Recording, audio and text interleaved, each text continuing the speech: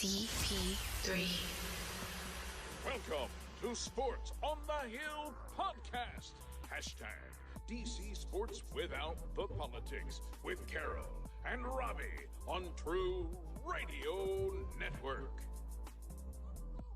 Thank you, gentlemen.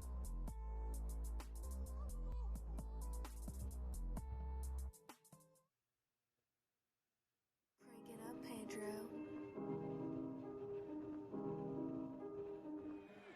Winston from the shotgun on 2nd and 10 with a wobbly pass, and it's picked.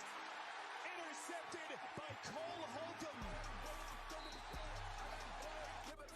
Jameis Winston has protection here, and he's got Alvin Kamara coming underneath. He goes over the top. Hill is open. He just underthrows. One heavy drive. This will be the 8th play.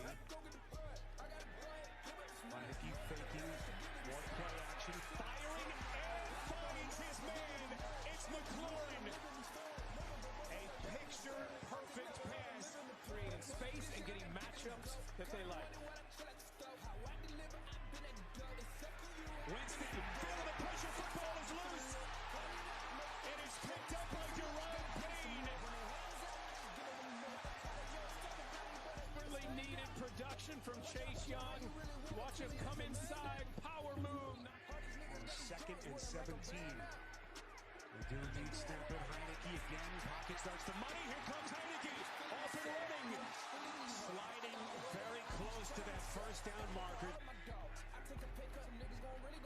Here is Gibson. And he's in. Touchdown. All the pieces that they have in that defense. Play action from Heineke. Fires. Beautiful pass. DeAndre Carter on the catch. Mario Davis, who has been a linchpin of this Saints defense, in on the tackle with Warner. 3rd and long. Heineke's pass is caught. Incredible. Ricky Seals-Jones walking a tightrope. He's dealing with a hamstring injury, and his return is questionable. Winston buried. Deron Payne driving Winston into the turf.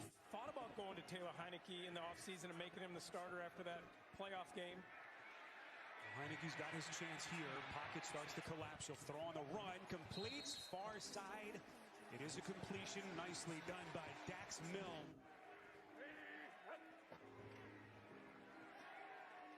One play called. Gibson.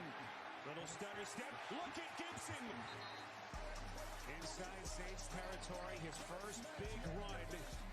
Finally run out of bounds by Demario Davis. Left arm on his shoulder. It turns out to be a 4-yard penalty, but it is 1st and 10. Heineke's pass, perfect. Locates Humphreys. Can't do it much better than that. You like this? I think you should punt it here. A lot of time left. Heineke delivers wide open. First down, Washington. As we cross the 8-minute mark. Gibson. No signal yet. Touchdown. But a nigga stand out. Watch out how you really walk up to me. That's a man down. That's right. It's Monday night. Sports on the Hill podcast, True Radio Network. CP3 coming to you live from the lab. Week 5 of the NFL. Excuse me. The Washington football team took a bad, ugly loss to the New Orleans Saints yesterday, 33-22. I call this game the game of missed opportunities because they definitely had a chance to put a stranglehold on this game early in the first half with turnovers and getting great field position, and the offense just couldn't get itself together. Granted, they were missing some key pieces, Logan Thomas, Curtis Samuel, not 100%, Brandon Sheriff out on the line, but they had key opportunities where they could have got some points on the board, some touchdowns on the board, and changed the whole complexion of this game, as in the second half when their punter for the Saints was their MVP because he kept pinning the Washington football deep. He had 3 punts inside the 5-yard line that pinned them deep. But I don't want to get ahead of myself because we're definitely going to break it down later on.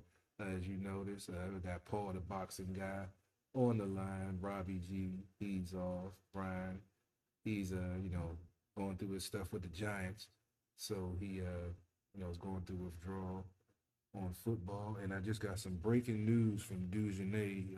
Unfortunately, he wasn't able to make it tonight because he's a little under the weather, but just got a update that officially John Gruden is out as the Raiders head coach. That news just came to me just now from Dugenay, one of our podcast partners, and I'm just getting it from also Big Hurt. Unfortunately, he wasn't able to make it tonight. He's telling me the same thing. John Gruden has been fired because of part 2 of the emails that was sent out. I haven't really looked into that whole email situation, but I heard it was some racist stuff towards DeMarcus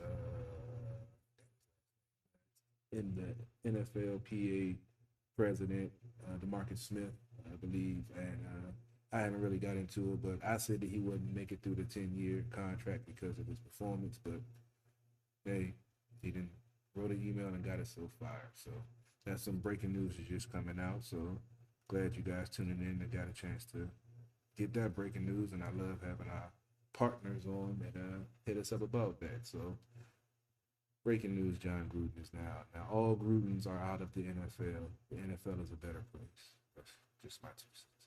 But Paul, the boxing guy, how you doing tonight, good sir? My man, Carol, doing pretty good. How about you? I'm doing pretty good, man. Still a little upset about that loss yesterday because it definitely could have been avoided. It could have been a victory, and we could have a victory Monday, but instead we're breaking down some of the same issues we've been breaking down since week 1, and that's never a good thing when you're repeating the same thing over and over again. Yeah, I think I was on the other week when we were talking about the issues with the secondary.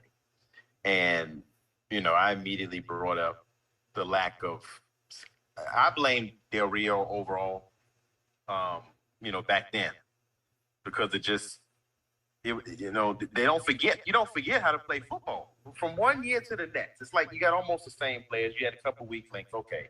So, I gave him a benefit of the doubt then.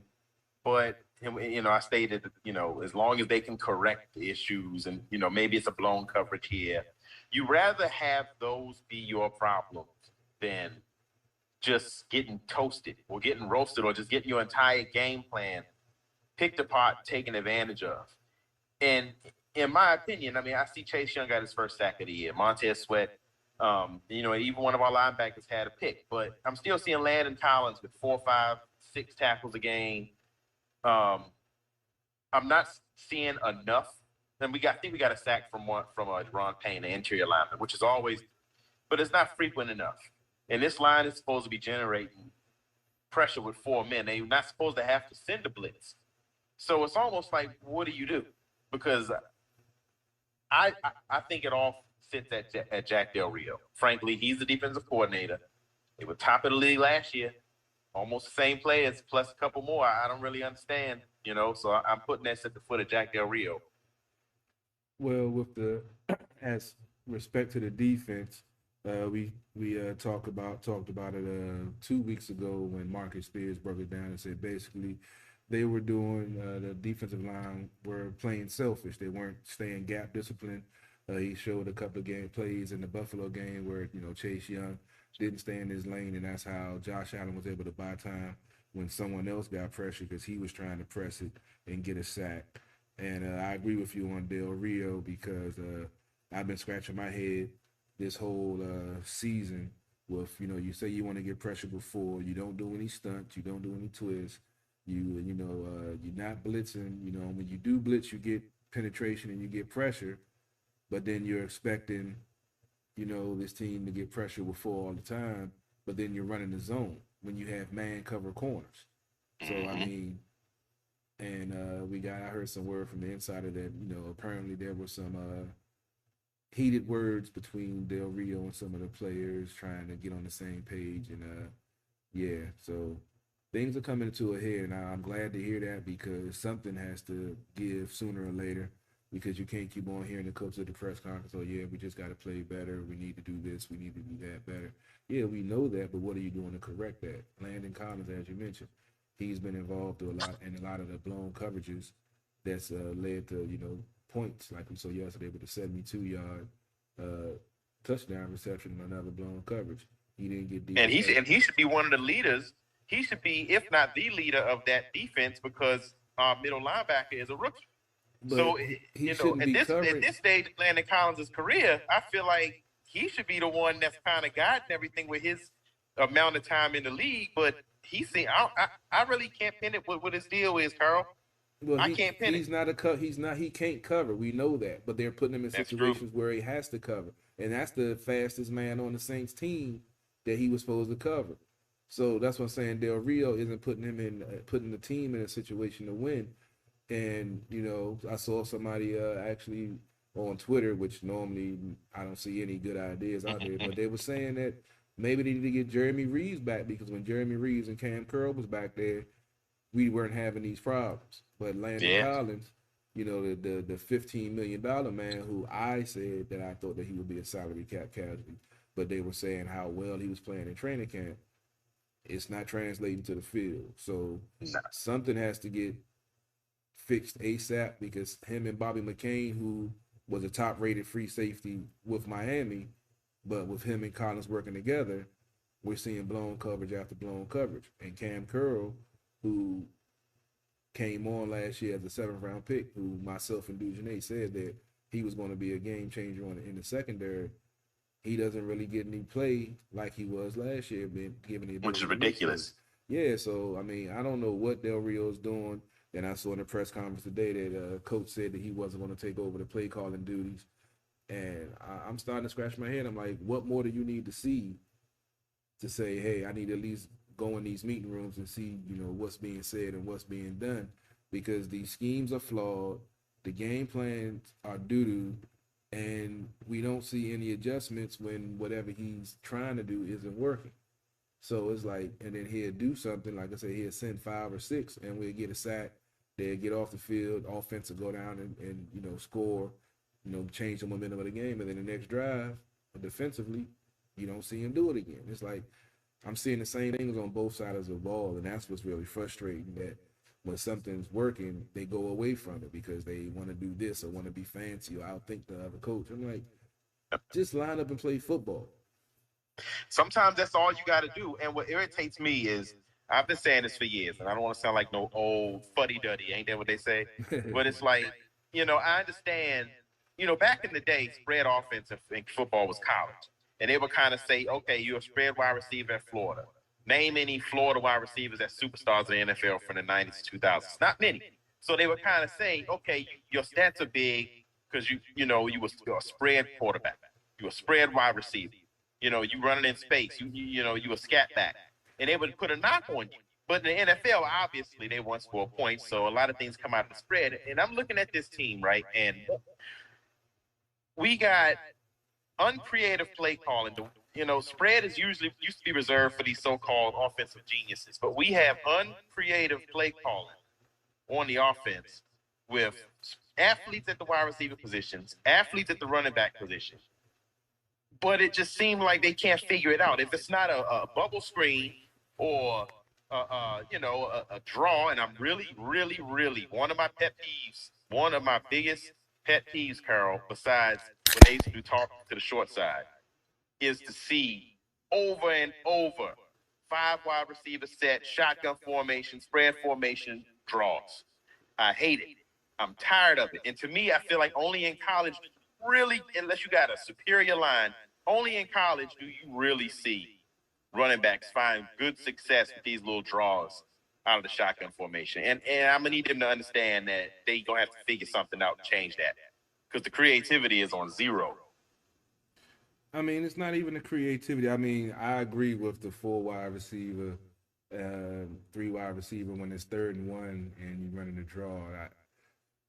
I sometimes you just got to line up in I formation or jumbo package and just run the ball up the gut.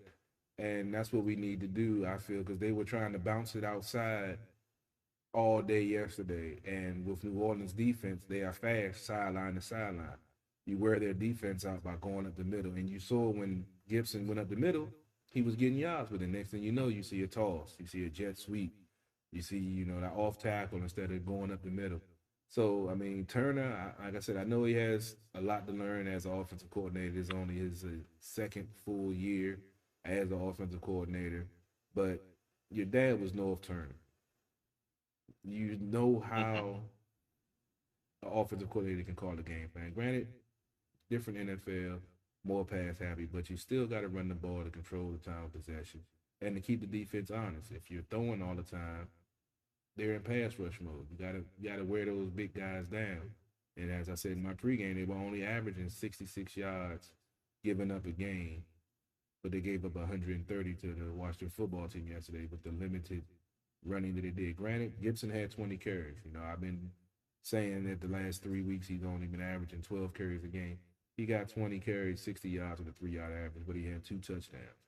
Now imagine if you would have kept running the ball up the middle instead of keep on trying to get him to run it outside. It's like he doesn't set his plays up. There is no strategy or no rhyme and reason why he does what he does.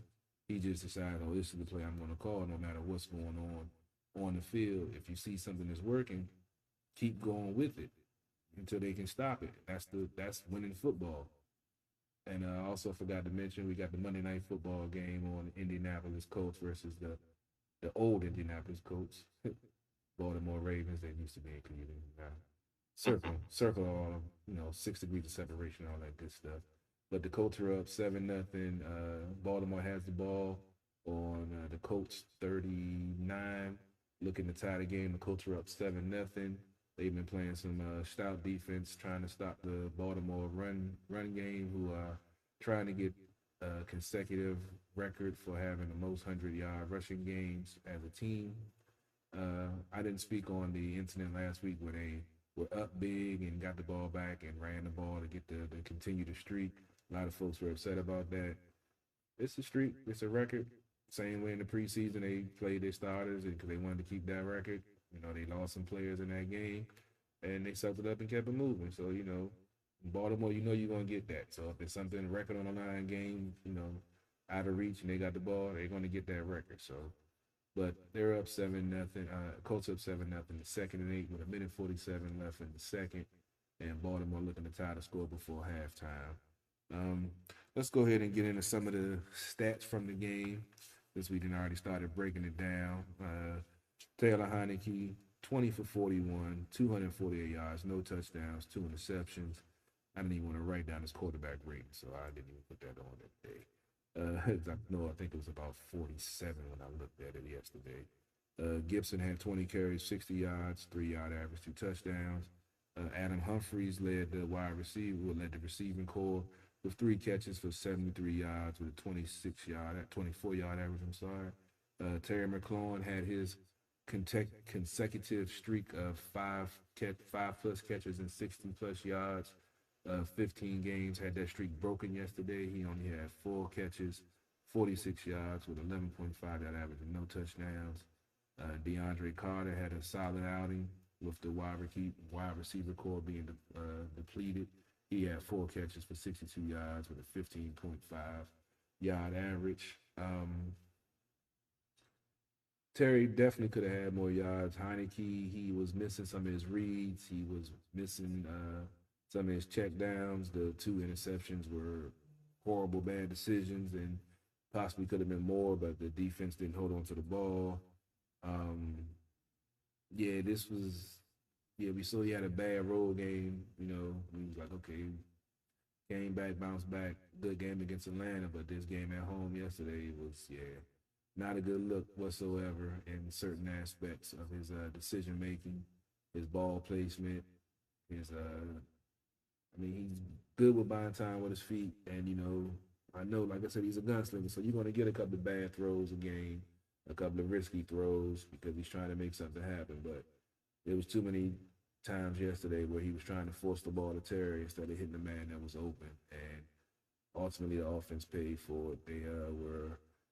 They got 26 first downs. They were 5 for 16 on third downs, 1 for 3 on fourth downs, 131 rushing yards, 242 passing yards, had 5 penalties for 37 yards and led in time of possession for the first time this season, 36 minutes and 26 seconds holding the ball. So they did just about what they were supposed to do on offense.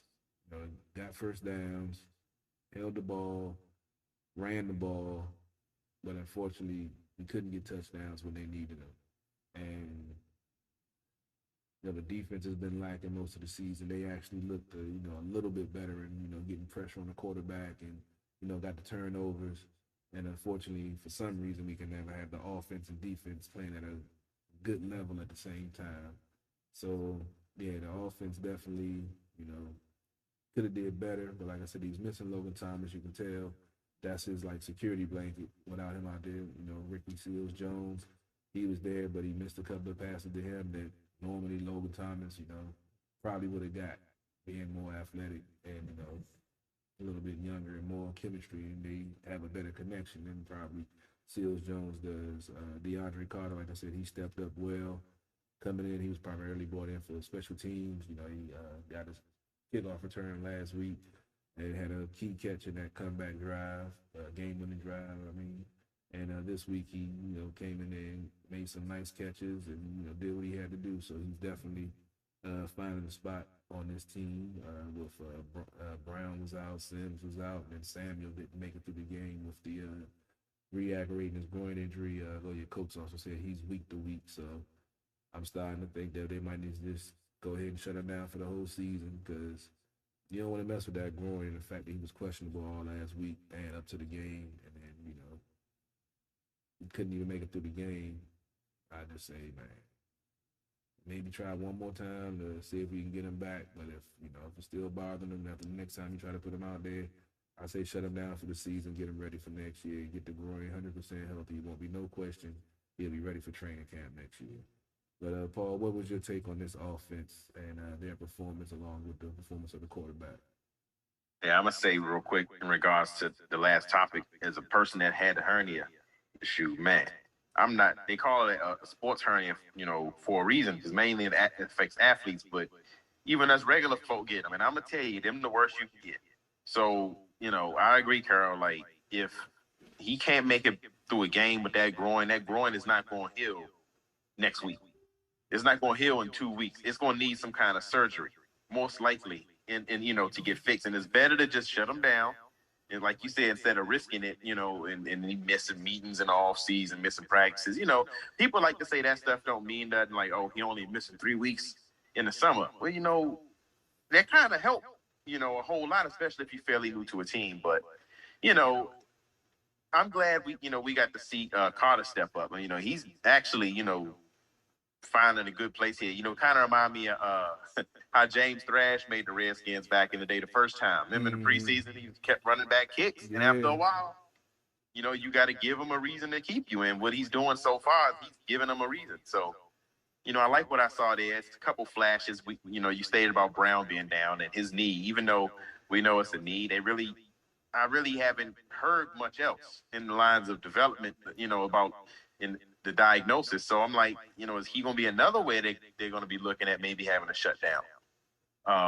So it's just, I don't know, man, something in the air with that wide receiver position. So essentially, the two athletes they brought in to help, especially with speed, to help McLaurin out, the three actually, because Logan Thomas too, all three are down. Mm-hmm. So we're going to need somebody like Carter to continue to step up. But, we also got to kind of look at getting McKissick a little more involved than he was this past week, because especially with the news about Gibson playing through that potentially disastrous compound fracture he has. He says it's minor, but Redskins fans, we should know about compound fractures. If that thing go out on you, you get hit one way and your body go the other, that's kind of playing with fire. He can go down any minute. Mm-hmm. So, I was kind of happy to see him getting 20 carries, but at the same time, it's like 20 carries. I don't know how many catches to targets. He already injured. I don't know. It just seemed like they playing with fire a little too much to me. Well, they did give Patterson. He had a couple of carries in there, and they had him in there for a couple of series to spell him. But it wasn't like a consistent workload they were giving him. It was 20 throughout the whole game. They didn't really lean on him like I was encouraging to early in the season before he has this fracture in his shin. But I mean, he's a dynamic athlete, and like I said, with the screen from 2 weeks ago, we saw a tight end screen yesterday. Didn't see a running back screen at all, but you saw him break up a 73 2 weeks ago. Give the defense something to think about. Give them something to fear. Give them something to worry about. You see opposing teams doing that to us, running screens on us all the time because they're trying to use our aggressive defense against us. Do that to other teams. They know that we aren't at 100%. We aren't a clicking unit, so they're going to be aggressive trying to get pressure. Use that against them. And I just don't understand why they don't do that. You see it across the sideline every week, but it's like you're not brilliant enough to say, why don't I try that? Because it's working against us. Well, it's like you said a minute ago. Like, you playing against a team who's one of their strengths is on their defense is speed sideline to sideline.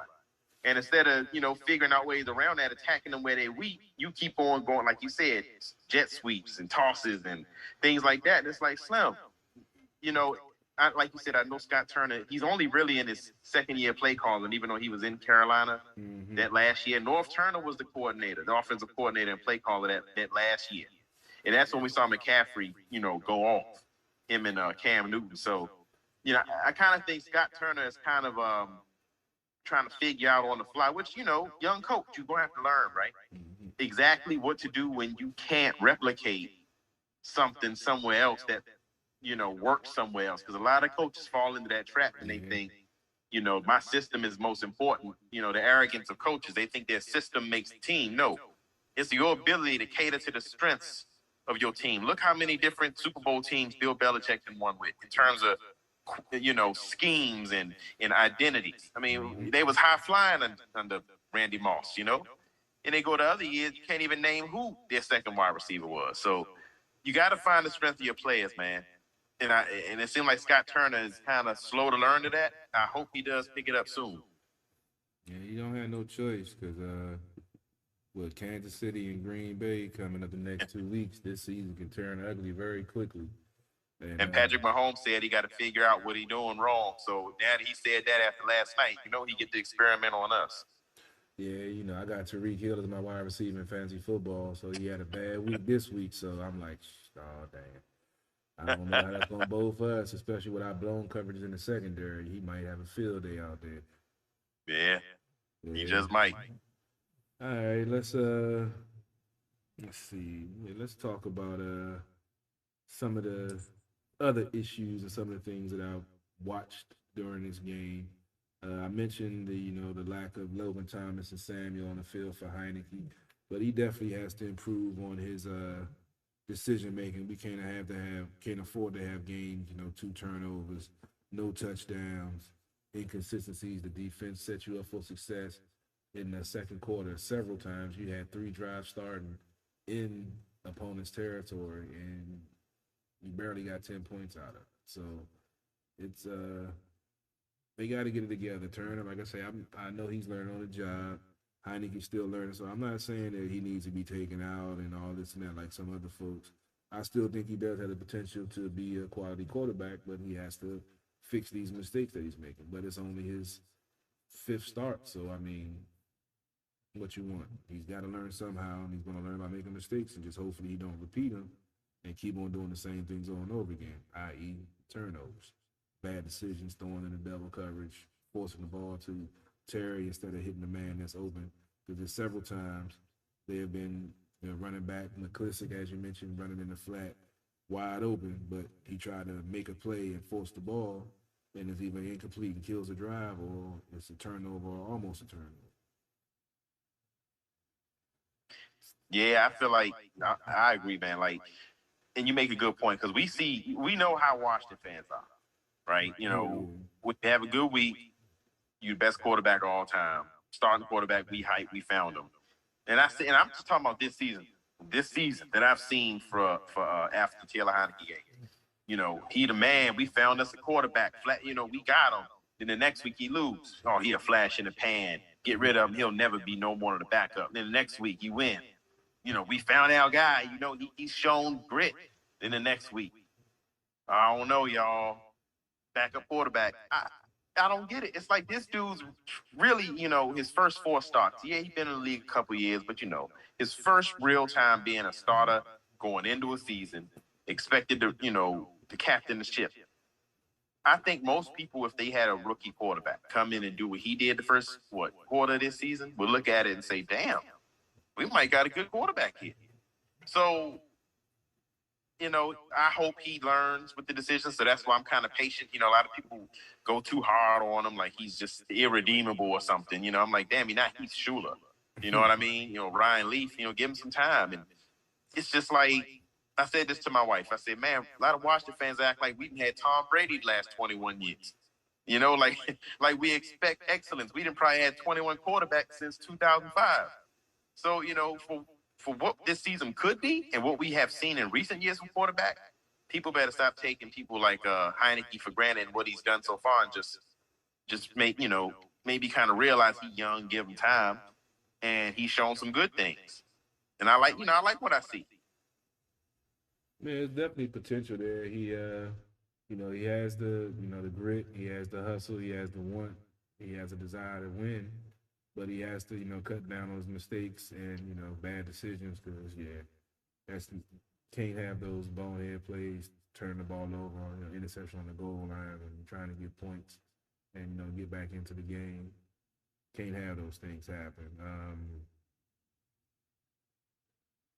Let's see. Let's go ahead and go to the defense. We've talked about the offense enough. The defense, I love my defense, and we definitely have to fix whatever's going on. Like I said, I heard from one of my sources that there's some tension on the defensive side in the locker room, that the players and Del Rio aren't necessarily seeing eye to eye. Which I'm glad somebody's finally saying something, because I was on my way down to the stadium to go smack them.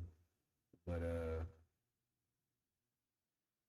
something has to get done. I don't understand his philosophy. I don't understand his game plan. I don't understand his scheme. It's just amazing the way that you don't see any creativity. He was known for his creative blitzes and exotic blitzes and stuff like that.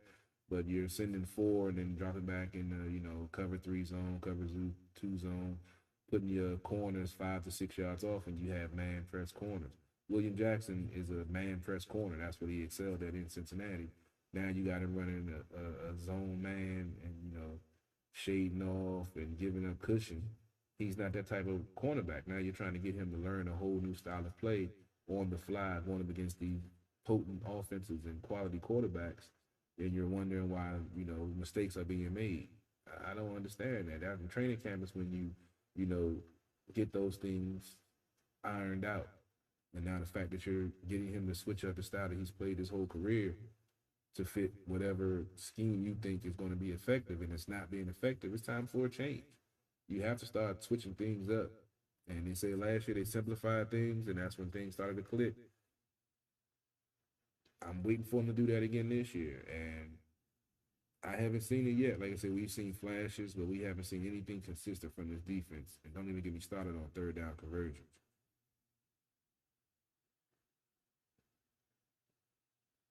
I was on mute. My bad. I'm sitting here talking. My jaw was on mute. But yeah, I'm with you with Del Rio too. I mean, I've never been a Del Rio fan for real. I'm talking about even back when he was in Jacksonville. And I know he's controversial already. Coming in, people talking about his politics. We don't care about all that, right? So the only reason I bring that up is I've heard rumors about him even through when he was in Jacksonville that sometimes he has sour relationships with players. And, last year things were going good. They were able to generate a decent pass rush with 4. I kind of feel like Del Rio is spoiled for potential, but he's not really spoiled from reality. I'm like, okay, you got, we've been hyped up. I'm not saying wrongfully so. We got a really athletic, we got athletic ends. We got big boys that can clog up the middle. They got decent speed at the linebacker. Yeah, they got a rookie, but, he's there. He's going to learn on the job. But I think Del Rio was kind of expecting his, like you said, over-relying on his front 4 that have so far seemed like they hadn't been able to generate much of a pass rush. And like you said, whether that be the selfishness, that's certainly going to play a part in it. But I look at Jack Del Rio, and like you said earlier, and I said this last week, I'm like, Slim, if you're not generating pressure just straight up front 4, even if you're not going to send a blitz, at least stun or something. And then you got, so you're not getting a good pass rush up front. That's one. So you're not blitzing or sending creative blitzes. That's two. So the quarterback got all day. So, now you in that little soft zone, he got all day to pick that thing apart. It just don't make sense to me where if you really had this strong pass rush that get creative, generate some pressure, play man on the outside so he can't just do a quick dump off or escape. I just don't really know what Del Rio's trying to do. The problem with this team continues to be linebacking play, and I don't know this year, I know enough about football to be able to identify problems, Carol, but sometimes I wonder, under Jack Del Rio, are the linebackers on this team struggling because of what he wants them to do and play within his scheme, or is it just because we don't got no good linebackers? Because I don't understand his seemingly lack of interest in using them outside of pass coverage. Yeah, like I said, I've been scratching my head for a couple of weeks with trying to figure out what defense he was scheme and game plan. Like I said, I don't get only rushing 4 and sitting in the zone. It just doesn't make sense to me. If they can't understand man coverage when you have man corners out there and everybody know where to be at, and you have a few pieces, like I say, Landon Collins, who's out there, who wasn't out there last year. I mean, Jeremy Reeves is still out there. They may need to think about going to go pick him up, put him on the practice squad, because you can't keep on doing the same thing and keep on having the same blown coverages costing you week in and week out. And then when they ask you about it, oh, yeah, we got a few things we need to iron out. We just got to play better. Can't keep on saying that. Pretty soon, you ain't going to have no time to play better because you're going to be out of the playoffs and out of, any contention to do anything because you 4 or 5 games under 500. So, I mean, like I said, I was really disappointed hearing the fact that he said that he wouldn't take over play calling or at least get involved in it, because I'm at a loss. Like I said, I know I haven't been in the defensive coordinator lifestyle for a while now, but I know basic defense, and if something isn't working, you go back to basics. And I don't know why he doesn't do it. He wants to play this soft zone and lining up 5 or 6 yards off. You see him occasionally go to man press and come up on the line, but it doesn't happen enough. And that's how you disrupt the timing of the quarterback when they're doing these 3 and 5 step drops, which they're doing to get rid of the ball quickly to negate the pass rush. Defensive line has to start putting their hands up more. Like I said, he has to start doing stunts and twists. You saw yesterday a couple of times the ball got knocked down when Heineke was back there because they weren't getting they wasn't getting home, so they put their hands up to deflect the ball. Our defensive line needs to start doing that again. But it's like I said, going back to base, that's basic stuff. If they're going to a short passing game, you're not going to get home. So boom, boom, take your step, go at it, and boom. If not, put your hands up and try to deflect the ball, maybe get an interception. Yeah, that's stuff that you would. You know what, Carl? You bring up a good point. That's something I never really thought about because I kind of took it for granted. That's defensive lineman / linebacker 101. I mean, remember guys we had like Marco Coleman and even Brian Arakpo, bull rush, but he put his hands up.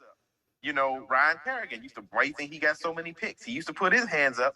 Whether they be linebackers or linemen. I never really considered the fact that it seemed like that's almost like a lost art now. And it's true, man. If you can't get home, put them hands up, Slim. Like you can create so many, opportunities just doing something so basic. And it seemed like that's this team's problem. Like you said a minute ago with Landon Collins, blown coverages, basics. If you are where you're supposed to be, these things won't happen. Mm-hmm. And it seemed like they keep happening. And it's, what sucks too is, a lot of Ron Rivera's guys are winning all over the league, like in Buffalo right now. I mean, look what they doing. I mean, so Ron Rivera obviously know good coaches to pick from his crop, but I'm like, well, Jack Del Rio though? I don't know, man. I'm starting to look at this experiment and feel like it ain't gonna work too much longer.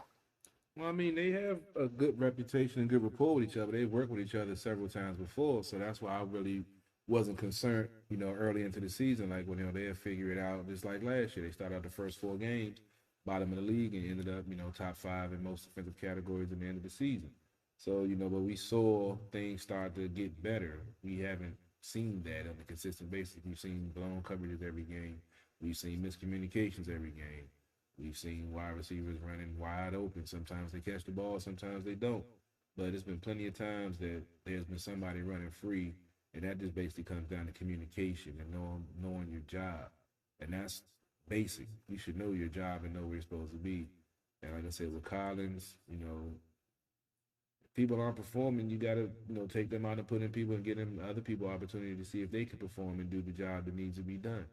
And, that goes with coaching also, not just with players. So they definitely have to figure something out. I mean, Chase Young got his first sack, strip sack, forced a turnover. And, hopefully that gets him going. He has a lot of work to do to get back to, to live up to all the hype that's been said about him, especially after he won a Defensive Rookie of the Year. But, they got to look themselves in the mirror and right the ship. I mean, Matty Unitas, he had a good post game yesterday, and he said basically, we got to play better. What's on us. We did get some better pressure this week. We got some sacks, but we only got 2 in the first half. So we need to get consistent pressure, do better, and get home and, do their job. I mean, Deron Payne's been, balling. Allen's been balling. They all been playing well. They just haven't played well together. So that's the whole key. And with the linebackers, Bostic, he was more of a leader. We know he's a liability in pass coverage. Davis, as I mentioned, the post-game and the pre-game, he was a one-year starter at Kentucky. So, he's raw. He has a lot to learn. I didn't get a chance to really keep an eye on him and look at him exclusively. I'm going to see if I can look at some game film tomorrow and see if I can, shadow him and see how he played when he was out there. Holcomb got his second career interception. Had 7 tackles, 2 for loss, pass deflection, interception that he ran back to the 31 and the offense couldn't do anything with. So Holcomb is a stud. Davis, still has to see. He has a lot of growing to do. Khalid Hudson, he got a couple of snaps yesterday. Trying to think who else they had out there. Can't pronounce the other guy's name that they signed for the practice squad. Starts with a K, but I'm not even going to try to pronounce it. Maybe look it up, try to pronounce it from memory. That'd be a no-go big time. Let's see. Yeah, they had Holcomb. Other guys didn't even list. So, they definitely could use some more linebacker help. Coverage. I haven't really seen too many running backs and tight ends, giving us problems. It's the wide receivers coming across the middle on crossing routes. Teams are living off of the miscommunication of our secondary because they've been basically just running crossing routes, getting their guys open, and because our guys aren't communicating, not going underneath for the guy or above it, trying to, avoid the collision or avoid, getting bumped off the route. And, that's simple communication. And we're not seeing that. So something has to give, like we said, simplify things, take it back to basics, something, because what they're doing now isn't working. And especially for Davis, man, you mentioned one-year starter. The one thing I like about Davis is, I always talk about being in Charlotte. I've been here for 8 years. I watched the Panthers, I know more about the Panthers most of the time than my own team. But, it's just most linebackers here, if you look at Davis's college highlights, he looks similar to the middle linebackers that have been here. This is Panthers are known for having, superstar middle linebackers. You had, Sam Mills, Dan Morgan, John Beeson, Thomas Davis, Luke Kuechly. So, they known for being, high IQ guys, good hands, and guys that are great in coverage, but also guys that rack up a lot of tackles, stop the run, good IQ, good lateral movement. And Davis on film looked like he has that. So that's why I'm still, I'm not really criticizing him because, we got to learn. And middle linebacker, anybody that know is a hard position to learn. You got a lot of responsibility right there. So, I'm still waiting. The jury's out on him, but he has all the physical tools, that's for sure. I will say that he has all the physical tools. So I'm hoping to see him develop from year 1 to year 2 mostly because, they definitely need some help. Somebody to help him out because, like you said, and it's not all on him. You know what I'm saying? I'm not picking on him, but like you said, Carol, too much miscommunication. Young middle linebacker, you got over aggressive safety play sometimes. Just constant miscommunication. Like basic stuff. You couple that with inconsistent pressure up front. You know, you bound to make some mistakes, and it seemed like you said, man, teams know that and they bank on it. Wow. If you're watching the Ravens Colts game, just came out of halftime. Colts had the ball. They're up 10-3. They got a field goal to go in the half. And Carson Wentz had just led them on a touchdown drive. And Zach Pascal single-handedly basically caught everything down the field. And he just beat 4 Baltimore defenders and made it into the end zone from like 15 yards, along with the pass interference from the defense. So yeah, it's not looking good for the Ravens tonight. Not me even with my pick'em. I'm in 7th place now, and I took them tonight. I done had a bad couple of weeks, Paul, in my pick'em, bro. I was in 1st place. Now I dropped down to 9th place yesterday. Like, Shit, not in this league, but in my other fantasy league, no joke. In 2 days, I had 3 kickers go on IR. 3 days. I'm talking about I signed the kicker because one went on IR, he went on IR, then the other guy signed on IR. So, picker might be, rough this week for you, but man, fantasy, my dude's been going down left and right, boy. Kickers. oh yeah, my fantasy last week I won by less than a point, and this week the person I went against had a horrible roster, so I got Jackson going tonight and the kicker. But I was already up 30 points before I even started, and he's already played and already played, so I already got that one of the books. I gotta look forward to next week. Oh yeah, you got that. You can rest easy with that one. Oh yeah, no doubt, no doubt. Let's go ahead and go around the league. I'll talk about the Kansas City Chiefs on the pregame show on Sunday, normally around 10:30 in the morning. I do my pregame. We'll break that down and match up because, yeah, I don't even want to talk about it right now because with Kansas City being upset after losing Buffalo yesterday, I'm afraid what we might see next week. And it's, yeah, Tyreek Hill, like I said, didn't have a good game.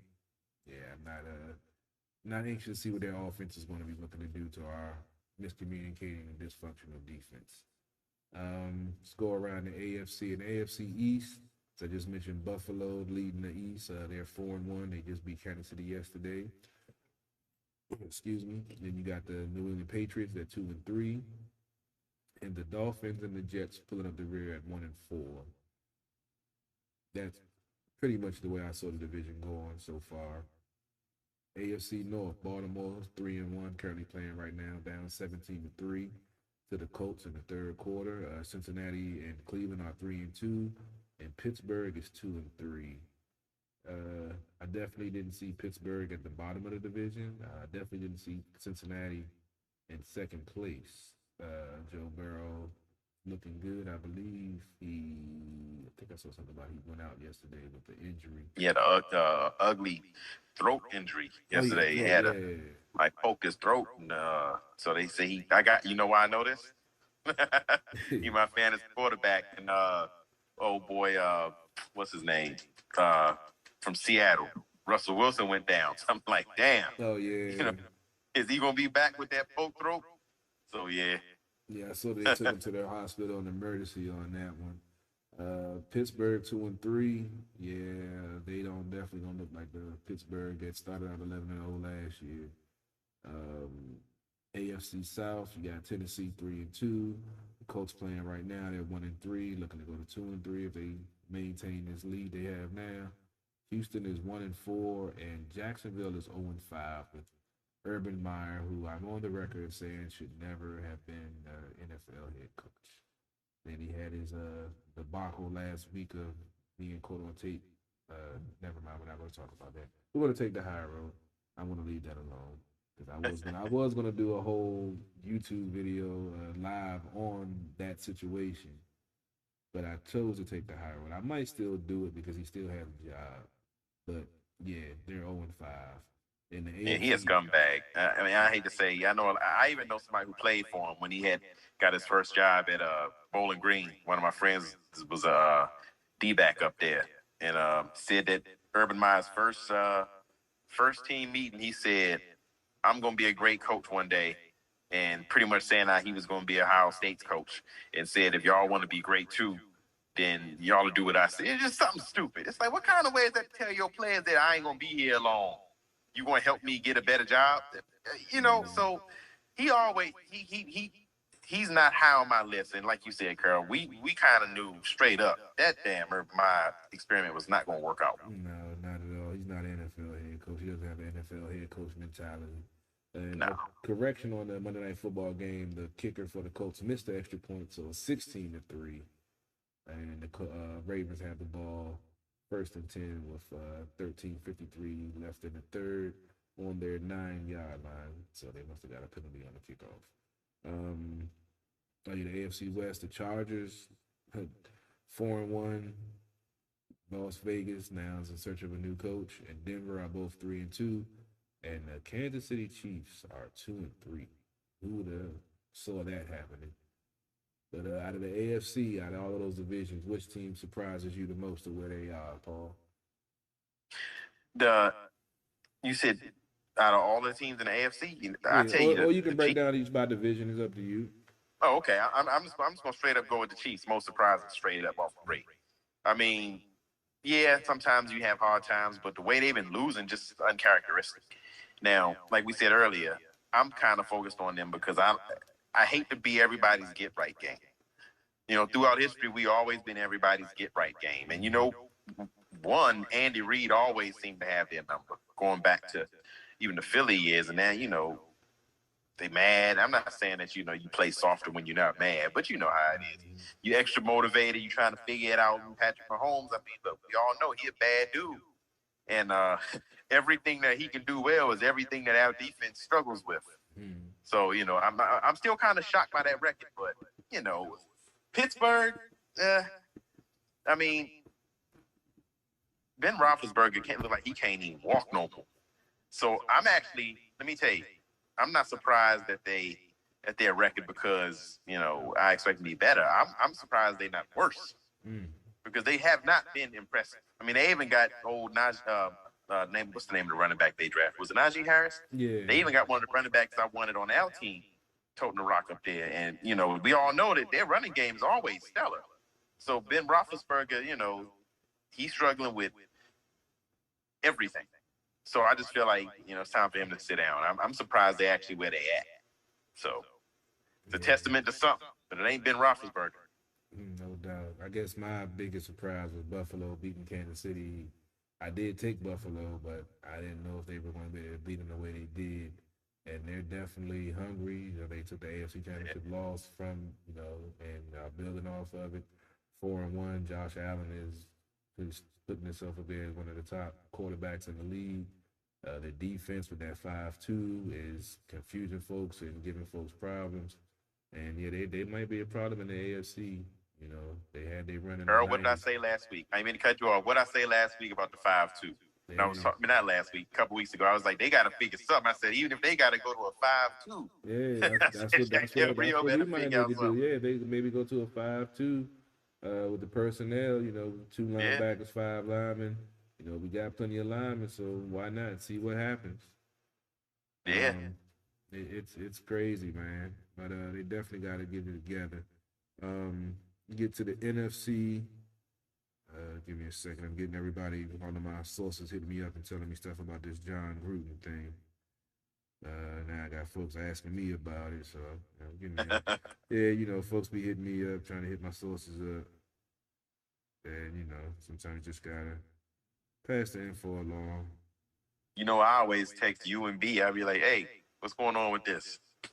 Yeah, it's breaking news, but I knew Gruden was that type of dude to say stuff because it wasn't just racial stuff. It was misogynistic and homophobic and racial. So it is what it is. We'll find out more. Yeah. Yeah, I'm not going to read on the air what my folks just sent me some of the stuff that was said, but I'm sure it'll come out sooner or later. They've been breaking at halftime. They were talking about it during the Monday Night Football game. So, we DC sports or the politics. We just talk about the stuff that matters on the field, on the court, and then you leave other stuff to wherever it goes. But might talk about it on At the Bar Radio on Sundays. Who knows? I think I'll definitely be talking about it on At the Bar Radio on Sunday at 6 o'clock on my sports segment. But let's wrap up the NFC East. The Cowboys are 4-1. Washington football team in Philly are 2-3, and the Giants are 1-4. NFC North, Green Bay is 4-1. Chicago's 3-2. Minnesota's 2-3, and Detroit is 0-5. NFC South, Tampa Bay is 4-1. Carolina's 3-2, along with New Orleans, and Atlanta is 2-3. And the surprise of the whole NFL in the NFC West, Arizona's 5-1. The Rams are 4-1, and Seattle and San Francisco are 2-3. I got to say, my biggest surprise is Arizona being 5-0, and Kyler Murray. We played him last year as a rookie, and I saw he made our team look ridiculous. And he's definitely stepping his game up and taking his craft seriously, and definitely playing some good ball. Their defense is, balling out. Chandler Jones had 5 sacks in one game, I believe, and they looking like they serious out there in the NFC West. With Russell going down with the broken finger. The Rams 4-1, showing some inconsistencies, even though they are 4-1. San Francisco put up the rear 2-3 with, I believe, having some quarterback issues with Garoppolo's health. So, yeah, I'm definitely surprised about the Arizona Cardinals being 5-0. What about you, Paul? Man, let me tell you, I was high on Kyler Murray last year, so I drafted him as my fantasy quarterback. He paid off until the Super Bowl of the fantasy league, and he ain't do jack. I think he had like 100 yards passing. But I said he's a good damn quarterback, so I'm not really surprised actually at Arizona. I'm more surprised at 2 teams, Dallas being one of them, because I didn't see their schedule. People are going to talk about, well, they play the easy schedule. I'm like, look, they all pros, man. So I'm impressed, especially coming off of what the injury that he was coming off of, that Prescott was coming off of. I'm just kind of impressed, man. Like, I didn't expect them to be putting up points. Defense seemed competent, but my biggest surprise for real is Minnesota. I mean, I expected big things out of them early too, especially with Jefferson stepping up big last year. And you got Dalvin Cook, you got all those playmakers. I'm just looking at them kind of like, what's going on up there? That's kind of surprising to me, because I really expected them to be one of the more dominant teams in the NFL this year. But so far, I'm hearing the same things from people that live up there that we heard about Kirk Cousins when he was here. I don't know, man. I'm just surprised by what's going on up there. Well, that's what I said with Kirk Cousins at quarterback. You're not going anywhere. Before they signed him, they went to the NFC Championship game with Case Keenum, having sniffed it ever since, and missed the playoffs once already. And with his guaranteed $120 million contract. So, yeah, it is what it is. I'm not surprised where they are, because he's not a quality NFL. He's a stat patter, at the end of the game when they're down 21, and he put up some good numbers when the game is out of reach. But when you need him to step up big time and maybe take over the game, it's not going to happen. But, yeah, it is what it is. Week 5, currently 16-3. Baltimore's driving, trying to answer that last touchdown. Third quarter, 8 minutes, 50 seconds left. They're on the Colts 42, 1st and 10. Jackson drops back, hit his tight end over the middle for an 8-yard gain, 2nd and 3, but there's a flag on the play. I think it's a roughing the passer. After Lamar threw the ball, I think the post defender hit him, went for his legs. Yeah, roughing the passer. Yeah, I think he went for his leg. Can't hit the quarterbacks, though. He should know that. But, yeah, that's about it for football. Like I said, I'll cover it more on the pregame. Might jump on later on in the week. Who knows? Depending on my schedule looking like. Before we get into boxing real quick, I do a segue since we got hockey starting on Wednesday. with the Capitals season opener against the Rangers at Capital One Arena, 7:30. There's definitely going to be some fisticuffs involved in that game. We're going back to the game when Tom Wilson ragdoll Panarin and put him out for the rest of the season and knocked out one of the other guys. And they're looking to get revenge and redemption. They've got a bunch of goons on their team now and are supposed to be ready to, even the score, so to speak. So we should have some fisticuffs in that matchup. And then they also have Tampa Bay on Saturday, reigning back-to-back Stanley Cup champion at 7 o'clock at Capital One Arena. So that'll be the first two games of the season, and we'll break that down next Monday. Myself and Anna Knox, she'll be back from the Power Play Point podcast. That's the name. And we'll be covering hockey first, then we're going to football after that, and then probably recap baseball season. We'll probably just cover the series, who wins. Nats aren't in anymore, so limited staff right now. So I just give updates when the series are over and who won and who's advancing, and go from there. And as tonight we have Paul, the boxing guy, to talk about some boxing with the recent boxing match of the Tyson Fury Deontay Wilder trilogy is finally over. And I've heard mixed reviews about the fight. Some said it was a good fight to the 11th round TKO. Some say it was a horrible fight up until the TKO. So I haven't watched it yet. I'll watch it on this rebroadcast this weekend. What did you think, Paul? What was your take on this fight, and how did you feel about the way it ended? Man, I don't know. When I see people say stuff is terrible, stuff is robbery, I always wonder, what are you watching? Usually it happens when they don't, their guy loses or something like that. I don't know how you could watch that fight and say it was a terrible fight. I've been hard on Wilder, and I predicted and I stated this. I said I want Wilder to win because I don't like the circumstances that the fight happened in. I don't have no technical reason to analyze as to why he can win because Fury is a beast. I'm telling people about Fury for a long time. Carl, I'm on record on this show before the first Tyson Fury Wilder fight. People was clowning Fury, and I said they better stop sleeping on Fury. He clowning Wilder. He's setting him up because he gonna dominate, and that's what happened. It was a great fight. I mean, Wilder tried to do some different things. Hired Malik Scott as his trainer.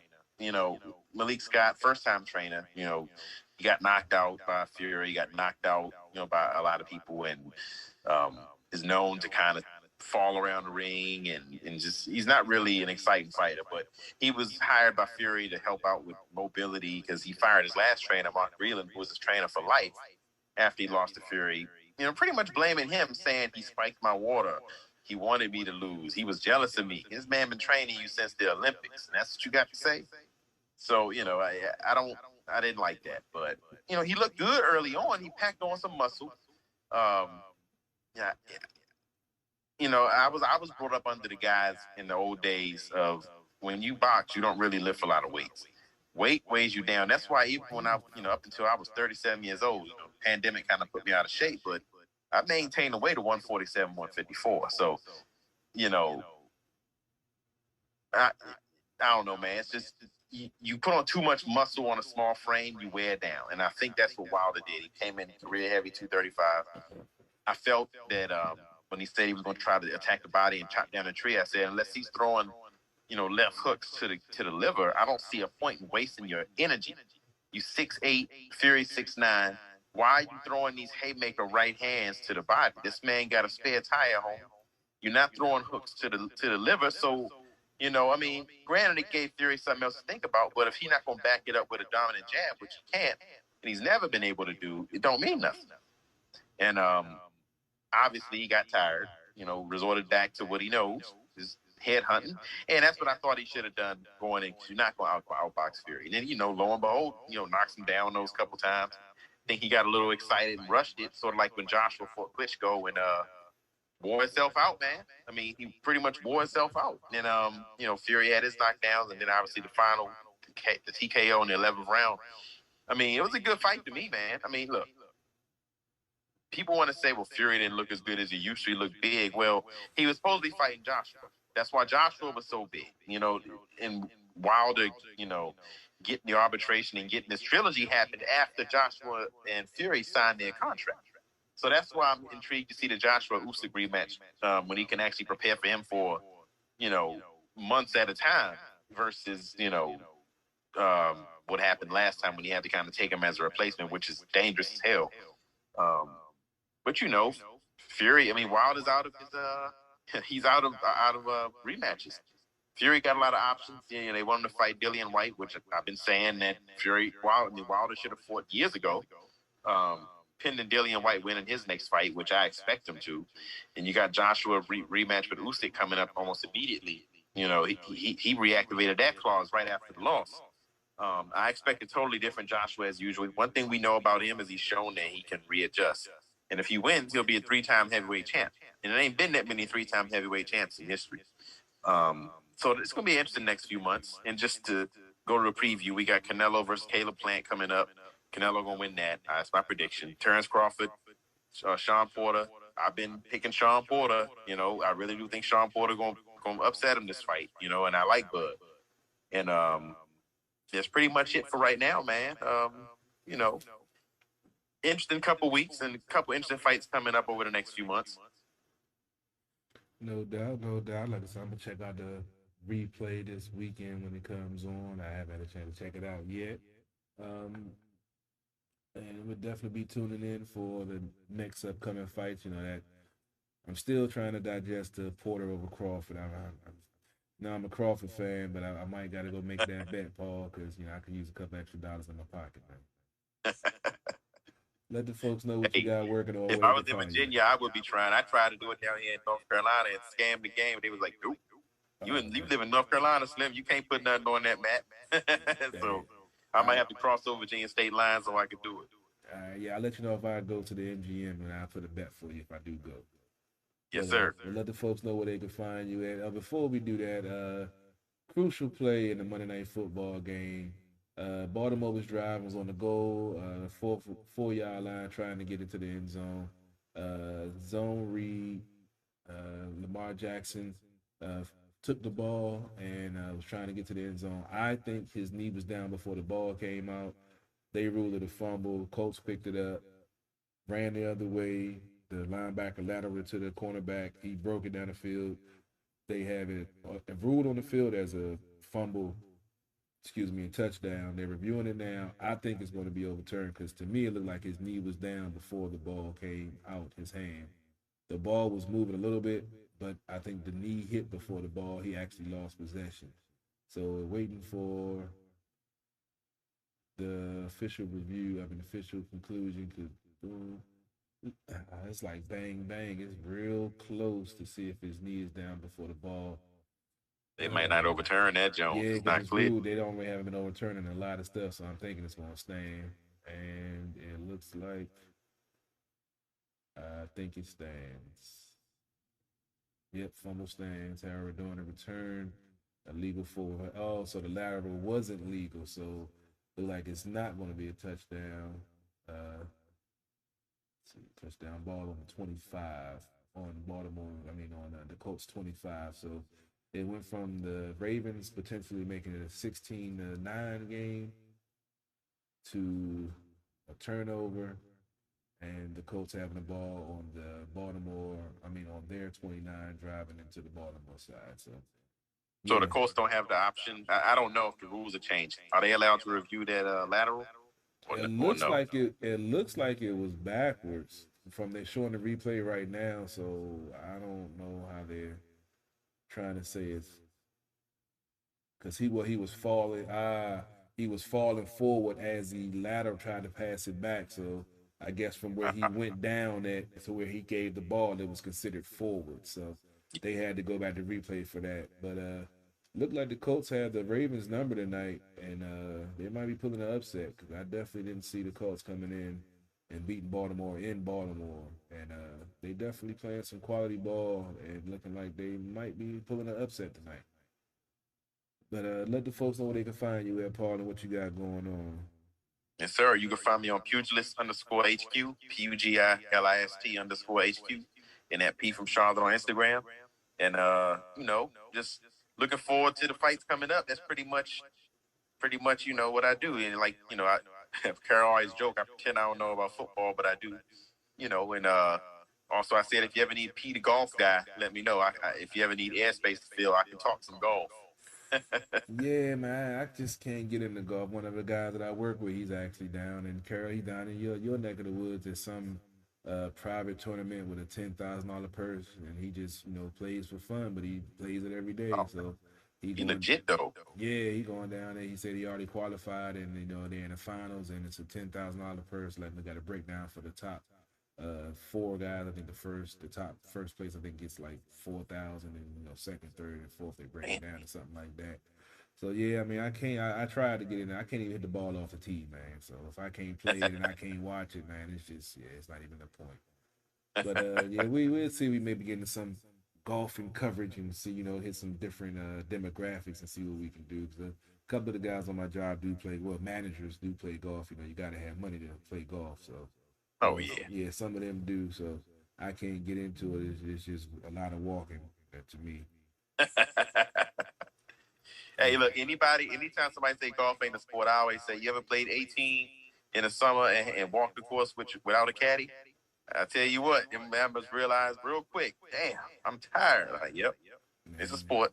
It's just too much walking for me. No, I'm sorry. Chasing the damn ball a lot, bro. I ain't going to hit it, then go chase it and follow it some more. Nah, that just don't make sense to me, man. But all right, man. I appreciate you taking the time. Appreciate your insight as always. I'm about to get out of here myself. Appreciate y'all checking out Sports OTHP as always. Like I said, stay tuned. We got some other things in the works. Certain social media platforms are suppressing our views and not letting people see our show.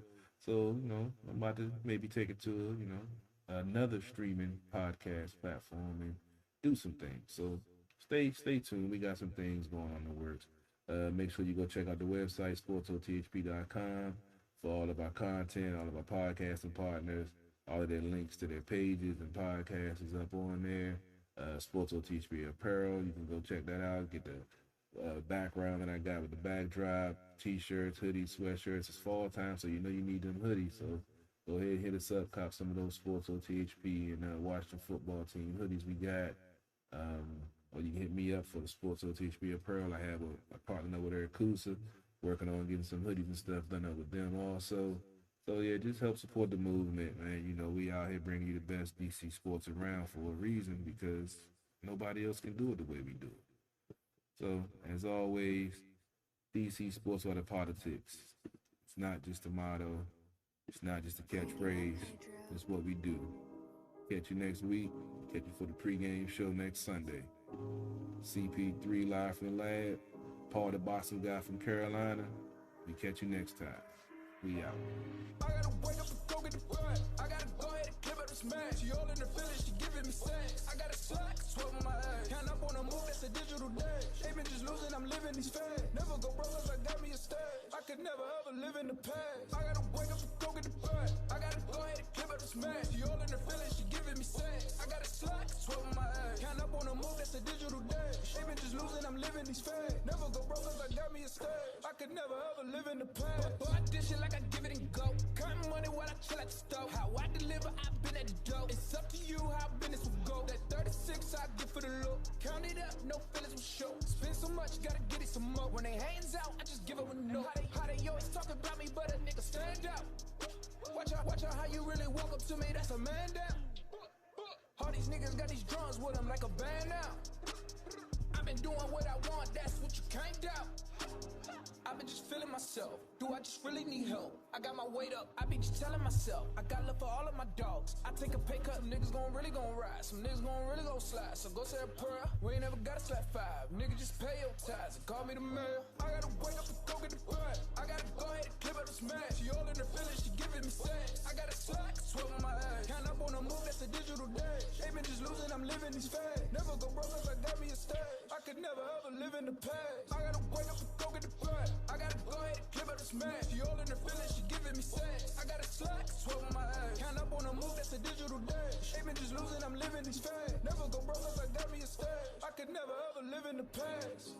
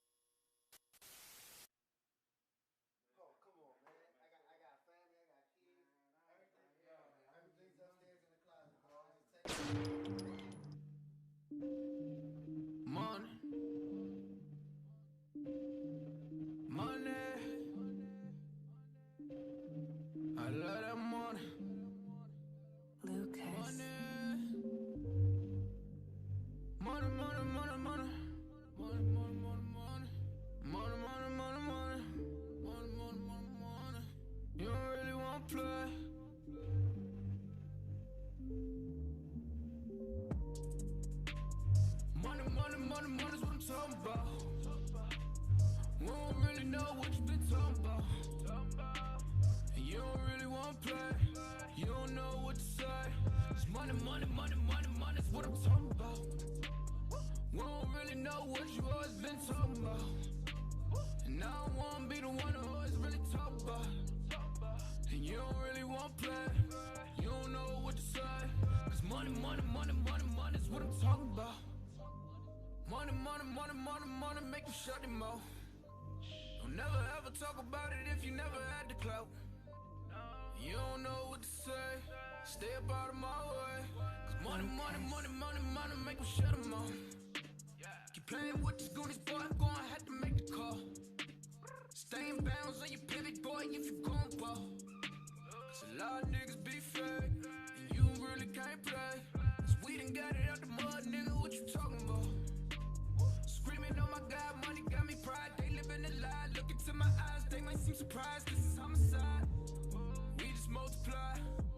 We been on the rise. If we got some wings, fuck it, we gon' have to fly. Money, what I'm talking about. They in my life, take me a different route. Use all my case, niggas on my face. You can get erased, what you talking about? Money's what I'm talking about. We don't really know what you been talking about. And you don't really want to play. You don't know what to say. Cause money's what I'm talking about. We don't really know what you always been talking about. And I don't wanna be the one who always really talk about. And you don't really want to play. You don't know what to say. Cause money's what I'm talking about. You never crossing these borders. I'm whipping it up, Gordon Ramsay. I swear that I'm cooking these orders. You talk about me, you better just hope that you can just really afford it. I'm balling, I'm winning. I'm feeling like Robert's a horrid. Nigga, I'm scoring. I count in the morning. They talk about me, then I gotta ignore it. My bitches be foreign. So independent, my money be corporate. These raps is boring. You hate me and I'm always gonna adore it. I'm smoking that soaring. She always go ahead and let me explore it. I call her my Dora. You can go and talk about me, I ain't flawless. I go put my all in.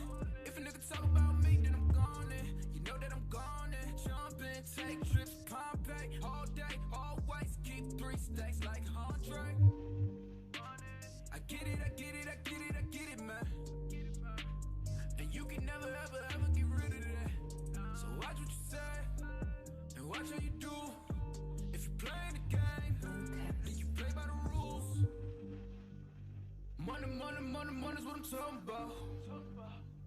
We don't really know what you been talking about. And you don't really want to play. You don't know what to say. Cause money's what I'm talking about. We don't really know what you always been talking about. And I don't wanna be the one who always really talk about. And you don't really want to play. You don't know what to say. Cause money's what I'm talking about.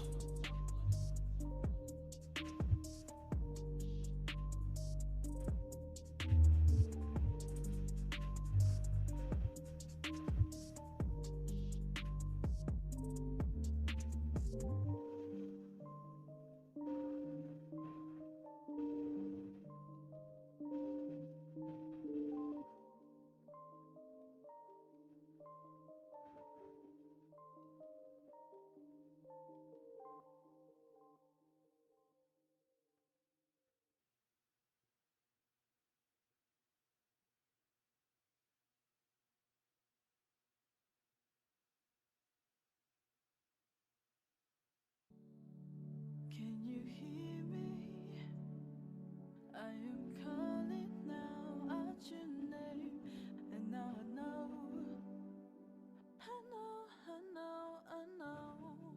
and I'm here, and you know it, it's all just the same, and I know it's gonna be disco. Take me to a place where everybody learns, where everybody sees, where everybody shows their love. I didn't think so. You know, that's right.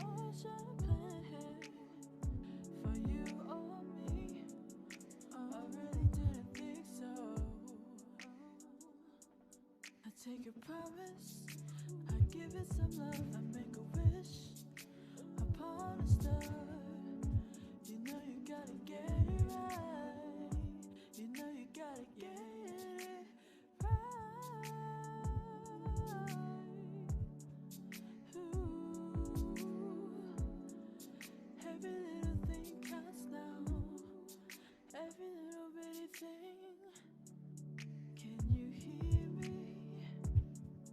I am calling now out your name, and now I know,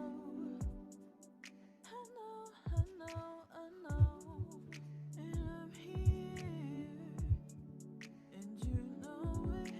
It's all just the same, and I know it's gonna be disco. It'd be so cool just to celebrate all the love and all the hate that's going down. It's gotta stop, we've had enough. Why can't we just live together? Peace, love, and harmony is what this world needs forever. Can you hear me? I am calling now out your name, and now I know, I know. Can you hear me? I am calling out your name.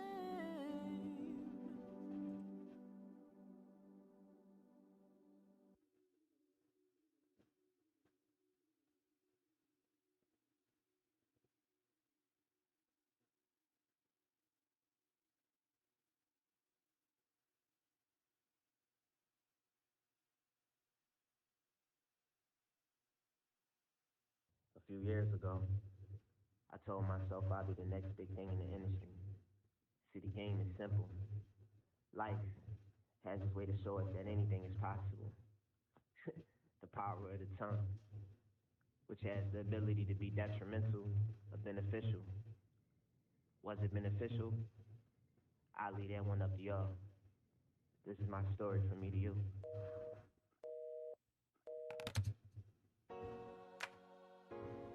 You're listening to this song right now. I'm speaking specifically to you. I want to give you my testimony and tell you a little bit about myself, if you don't mind. Alright. Coming from nothing but a little struggle and pain. Crazy how we can all turn around for you and change. I done seen a lot of things in the street, wrong danger to me. Hustling with them niggas that was no good for me, but I never gave up. 10 toes prayed up, thinking about the nights when the opposition got sprayed up. Trying to see a sunny day, all I get is rainy days. Screaming free my dogs and the loved ones who ain't here today. Yeah, I miss you, wanna kiss you, wanna hug you and hold you, won't forget you. All my life I've been misunderstood, just a little nigga tryna get up out the hood. And this thing we call poverty, but that's all inside of me. Used to cry myself to sleep, but strong I gotta be. Now I'm on TV, I done made it out the street. Troubled child turned the streams to reality. See, I knew that I would get there all along. Listen to the words of the song. This is my story from me to you. All I wanna do is just give you my truth. All I really want, promise to keep this just between me and you. Just between me and you, yeah. And you can do anything,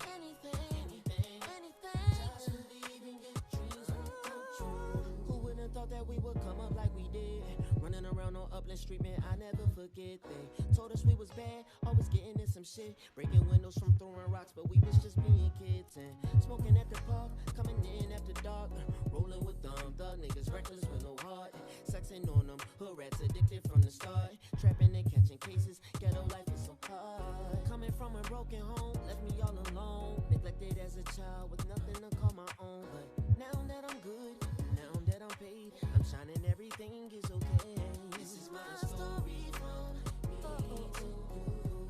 All I wanna do is just give you my truth. I'm giving you my truth, will you hear me? Promise to keep this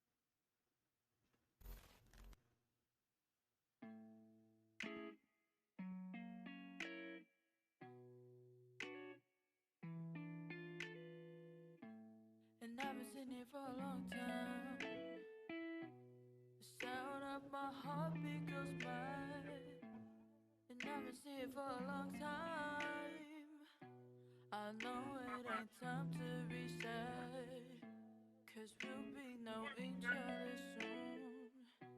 Cherry blossoms in the summer, you cherish it till we bloom. And let me know your phone number, 'cause I want you, and I want you, I want you to stay here with me, even though we just met. Our eyes always see things that